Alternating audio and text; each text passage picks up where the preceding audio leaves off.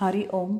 योगदास जय गणेश जोशी यांनी प्रवचनांमधून सांगितलेले कथामृत क्रमांक 258 मुक्काम.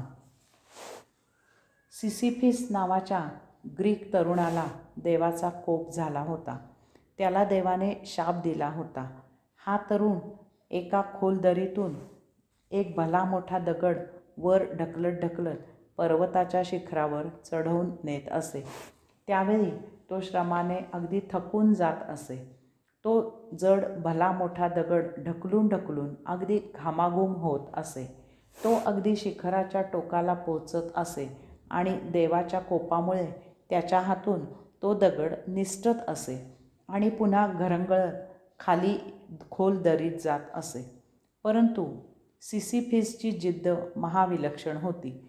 तो पुन्हा तो जड दगड त्या खोल दरीतून ढकलत वर पर्वतावर घेऊन जात असे.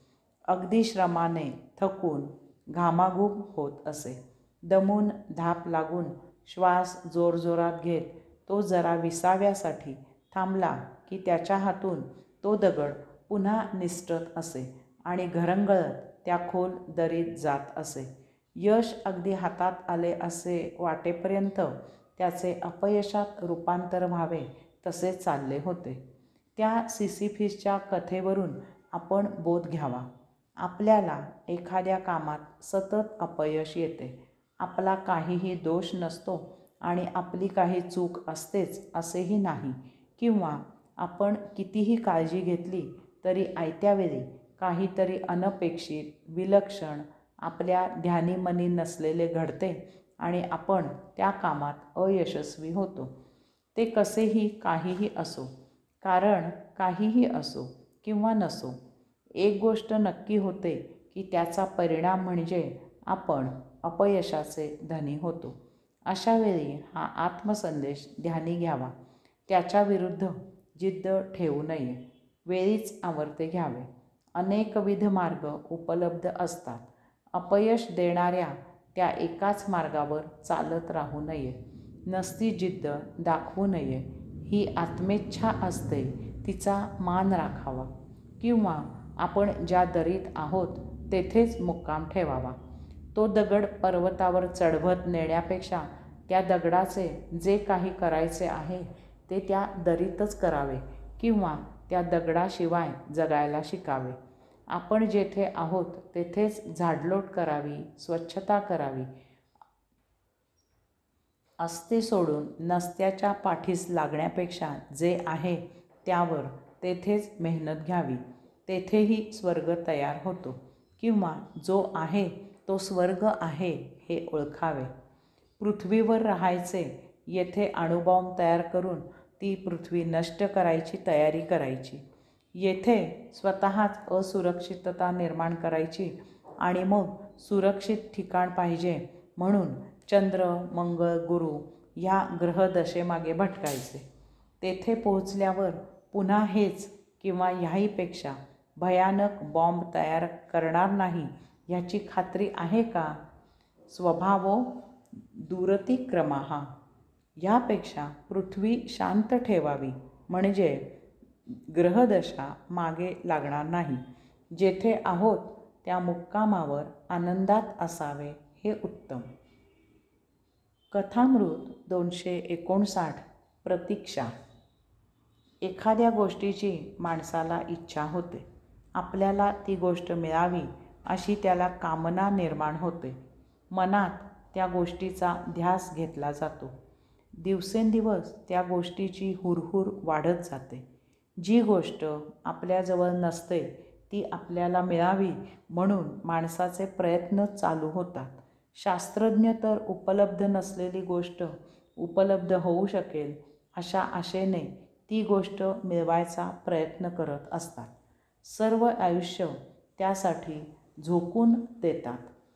अमुक गोष्ट आता अस्तित्वात नाही, परंतु अमुक केल्यास ती गोष्ट आपण मिळवू शकू असा काहीसा दुर्दम्य विश्वास त्यांच्यात निर्माण होतो. एकदा का अशी आशा निर्माण झाली की मग ती गोष्ट मिळवण्याची उर्मी, ईर्ष्या उत्पन्न होते. मनुष्य त्या इच्छेने झपाटला जातो. त्याला अन्न पाणी गोड लागत नाही, त्याची झोप उडते. त्यानंतर जेव्हा ती गोष्ट प्रत्यक्षात मिळते, शास्त्रज्ञांना प्रयोग यशस्वी होतो, तेव्हा आनंदाला पारावार राहत नाही. पण हीच शोकांतिका ठरते. जे पाहिजे होते ते मिळाले, आता पुढे काय? हा प्रश्न आ वासून उभा राहतो. परंतु परमात्म्याच्या कृपेने भौतिक वस्तुजगत अपार, अनंत, अगाध आहे. त्याचा थांगपत्ता लागत नाही आणि लागणारही नाही. त्यामुळे आपण कितीही शोध लावले तरी आपण शोध लावण्याच्या कामात कधीही परिपूर्णत्वाला पोहोचणार नाही. आपले येथील भौतिक वस्तुजगताचे अज्ञान हे नेमही अज्ञान आणि अज्ञानच राहणार आहे. कारण भौतिक ज्ञान हे न संपणारे आहे. ह्या विश्वात एक संपणारे ज्ञान आहे. त्याचा शोध हा अंतिम शोध आहे. ते प्राप्त झाले की त्यानंतर आणखी काहीही नाही. यासाठी संत परमेश्वराची सेवा करायला मिळावी अशीच आणि एवढीच इच्छा करतात. याला सायुज्य मुक्ती म्हणतात. ते भक्त राहू इच्छितात, ते मुक्त होऊ इच्छित नाहीत. रवींद्रनाथांनी एक कविता लिहिली आहे. त्याचा गोषवारा असा आहे: मी परमात्म्याचा शोध घ्यायला निघालो. त्याला दऱ्याखोऱ्यातून शोधले, उंच पर्वतावर शोधले, रानामनातून शोधले, गुहांमधून डोकावून त्याचा कोठे पत्ता लागतो का याचा शोध घेतला. त्याच्या नावाने मोठमोठ्यांना हाका मारल्या. अनंत ग्रहताऱ्यांना त्याचा ठावठिकाणा विचारला. अनंत जन्म त्याचा शोध घेत हिंडत होतो, परंतु त्याचा काही पत्ता सापडत नव्हता. त्यामुळे मला रडायला येत होते. मी व्याकुळ होत होतो. त्याची तहान मला बेचैन करत होती. एक दिवस मी अचानक त्याच्या दरवाजाशी पोहोचलो. दारावर टकटक करणार इतक्यात लक्षात आले की ह्यानंतर काय? हा तर सर्वस्वाचा अंत आहे. मी दरवाजा वाजवला नाही. हळूच आवाज न करता तेथून परत फिरलो. न जाणो माझ्या पायरवाने जाग येऊन दार उघडले तर. हरी ओम.